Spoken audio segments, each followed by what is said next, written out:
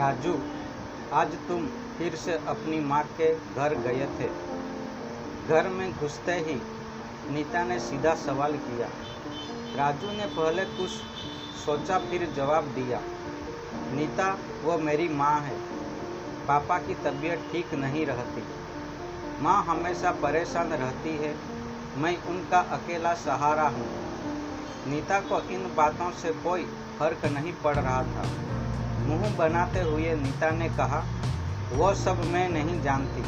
मैं तो बस इतना चाहती हूँ कि तुमने उनसे अलग होते हुए मुझसे वादा किया था कि अपने घर वालों से कोई मतलब नहीं रखोगे। मैं सब जानती हूँ।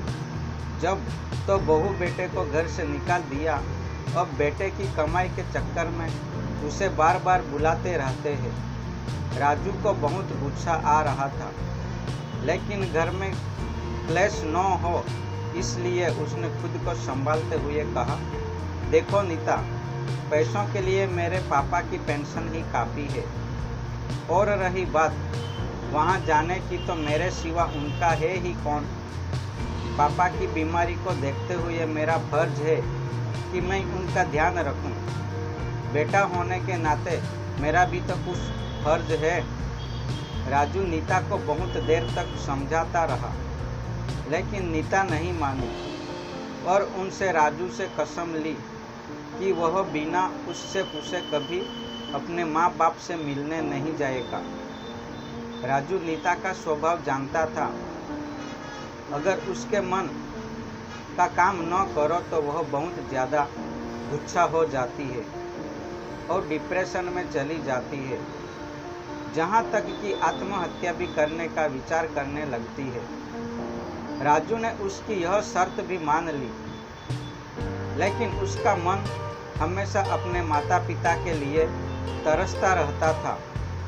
उसे आज भी याद है कैसे पापा ने अपना पेट काट कर उसे पढ़ाया लिखाया, राजू की हर इच्छा पूरी की, जहाँ तक कि रिश्तेदारों के दबाव में न आकर राजू को अपनी पसंद की लड़की से शादी करने की इजाज़त दी।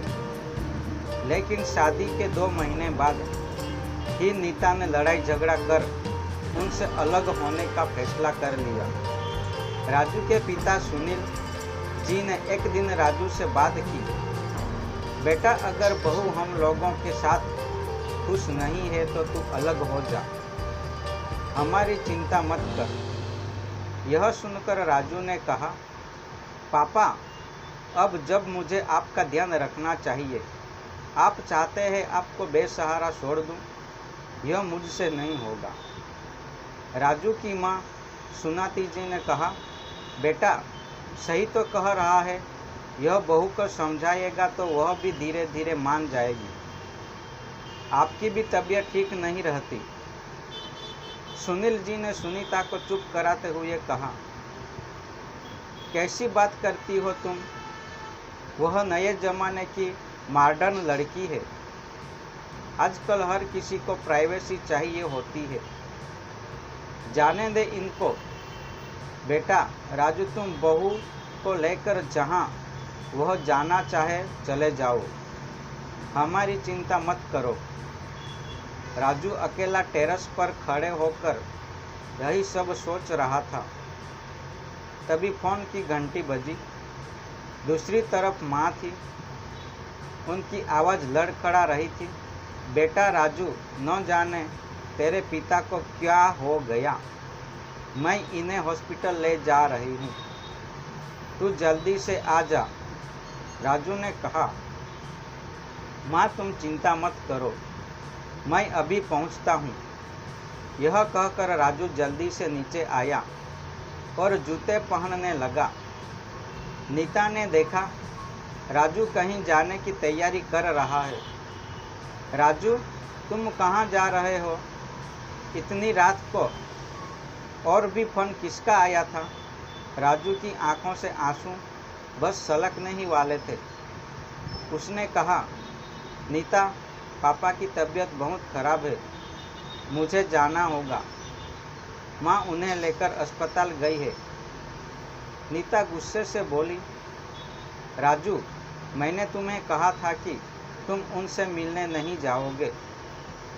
ठीक है, तुम जाओ, लेकिन जब वापस आओगे तो अपनी बीबी को जिंदा नहीं पाओगे। राजू उसके आगे गिड़गिड़ाते हुए बोला, नीता, आज जाने दो मुझे। एक बार पापा ठीक हो जाए तो मैं फिर बिना तुम्हारी मर्जी के कभी उनसे मिलने नहीं जाऊंगा। लेकिन नीता का गुच्छा तो 7वें आसमान पर था। राजू के लिए जिंदगी और मौत का सामना एक साथ होने जा रहा था। एक तरफ उसका फर्ज उसे बुला रहा था, दूसरी तरफ उसका प्यार उसे फर्ज निभाने से रोकने के लिए मरने को तैयार था। नीता, तुम्हें मरना है तो मर जाओ, मैं अपने पापा को इस हाल में नहीं छोड़ सकता। राजू के मन में यह विचार बार बार आ रहा था, लेकिन वह इसके लिए जुबान न खोल सका। कहीं चिंता ने सचमुच कुछ गलत कर लिया तो क्या होगा, यही सोचकर वह चुप रह गया। राजू ने जल्दी से अपने हरीश को फ़ोन किया। राजू, मेरे भाई, मैं कहीं फंसा हुआ हूँ। मेरे पापा हॉस्पिटल में है, तुम उनके पास पहुँच जा और जितने भी पैसों की ज़रूरत पड़े मुझे बता दियो, मैं भेज दूँगा। और मुझे हर 1 घंटे में फ़ोन कर उनका हालात बता देना प्लीज़। हरीश यह सुनकर बोला, भाई तू चिंता मत कर, मैं अपनी पहुंचता हूँ और पैसों की चिंता मत कर, मैं सब संभाल लूँगा। राजू की आंखों से झरझर आंसू बह रहे थे, लेकिन नीता उसकी परवाह करे बगैर किचन में काम करने चली गई। राजू अपने बेडरूम में जाकर तकिए में मुंह छिपाकर रोता रहा। कुछ देर बाद उसने हरीश को फ़ोन किया, लेकिन हरीश का फ़ोन नहीं लग रहा था। राजू और बेचैन हो गया। तभी उसे ध्यान आया कि हो सकता है पापा आईसीयू में हो, वहाँ फ़ोन बंद रखना पड़ता है। इसी तरह अपने आप को समझा रहा था। कुछ देर बाद नीता आई और बेड के एक तरफ मुंह फेर कर सो गई, जैसे राजू को गुनाह करने जा रहा था, जिसे नीता ने पकड़ लिया।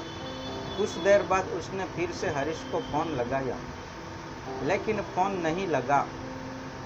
राजू का मन बहुत बेचैन हो रहा था। उसके हाथ पैर ठंडे पड़ रहे थे। वह अपने आप को कोस रहा था कि क्यों उसने नीता से प्यार किया और आज तक उसकी हर जिद मानता रहा, जबकि उसे उसकी किसी बात से कोई फर्क नहीं पड़ता। कुछ देर बाद फ़ोन की घंटी बजी। क्या बात है हरीश, पापा कैसे है? तेरा फ़ोन नहीं लग रहा था। हरीश का फ़ोन देखते ही राजू ने एक ही सांस में सारे सवाल पूछ डाले। राजू बहुत घबराहट में बोला, हरीश संभाल अपने आप को, तू ही टूट जाएगा तो बाकी परिवार को कौन संभालेगा? तू जहाँ भी है जल्दी से हॉस्पिटल आ जा। अंकल हम सबको छोड़कर चले गए। यह सुनते ही राजू के पैरों तले जमीन खिसक गई। ये क्या हो गया? अभी शाम को ही तो वह उनसे मिलकर आया था। काश वो आखिरी समय में अपने पिता के साथ होता।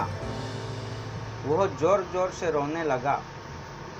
उसकी आवाज़ सुनकर नीता उठी और पूछने लगी, क्या बात है राजू, तुम क्यों रो रहे हो? राजू ने उसे झिड़कते हुए कहा, सब खत्म हो गया नीता, मेरे पापा भी और शायद तुम्हारा मेरा रिश्ता भी। यह कहकर वह तेजी से बाहर निकल गया। नीता भागती हुई उसके पीछे राजू राजू चिल्लाते हुए भागी, लेकिन इससे पहले कि वह कुछ कह पाती राजू वहाँ से जा चुका था। नीता की आंखों से टप टप आंसू बह रहे थे। कहीं अब राजू उससे नफरत तो नहीं करने लगेगा, कहीं उसे छोड़ तो नहीं देगा, यही सोचकर वह रो रही थी। अगले दिन राजू के पिता के घर पर सारे रिश्तेदार इकट्ठे हो गए थे। राजू एक तरफ कोने में गुमसुम बैठा था। तभी वहां नीता आई। उसने राजू को देखा, लेकिन राजू को तो जैसे होश ही नहीं था। फिर वह अपनी सास से मिलकर रोने लगी।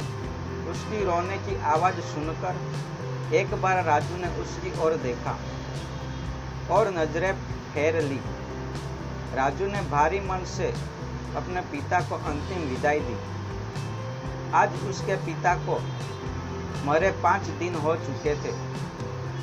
इन 5 दिनों से नीता भी वहीं रह रही थी, लेकिन राजू ने एक बार भी नीता से बात नहीं की। यह बात सुनीता जी अच्छे नोटिस कर रही थी।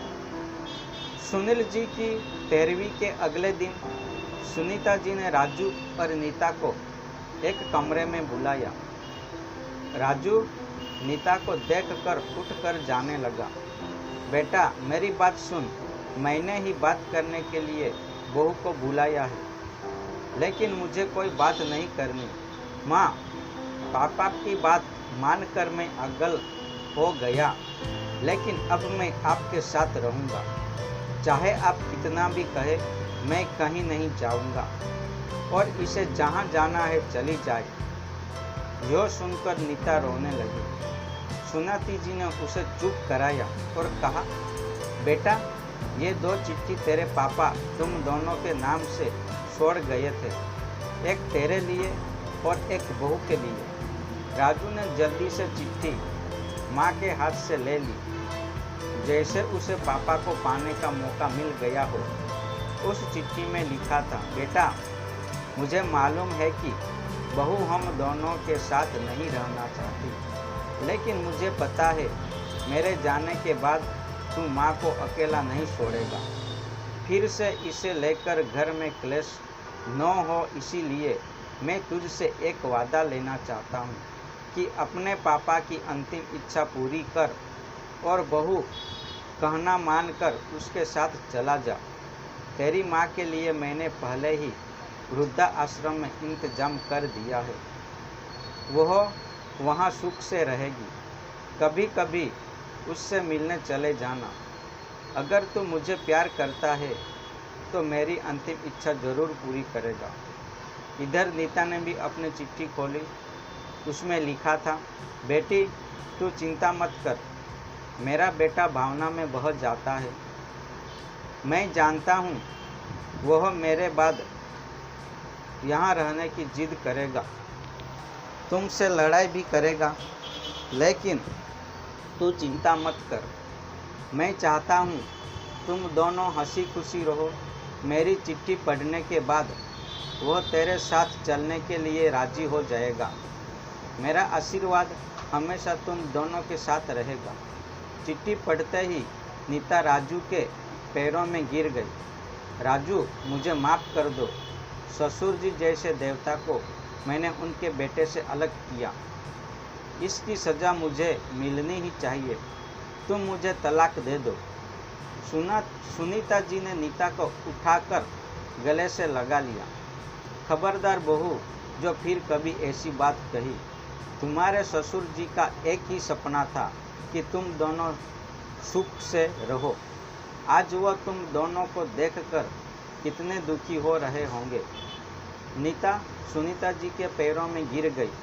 माँ जी, अब मैं हमेशा आपके साथ रहूँगी। राजू भी रोकर माँ से लिपट गया। नहीं माँ, मेरे रहते तुम वृद्धा आश्रम नहीं जाओगी।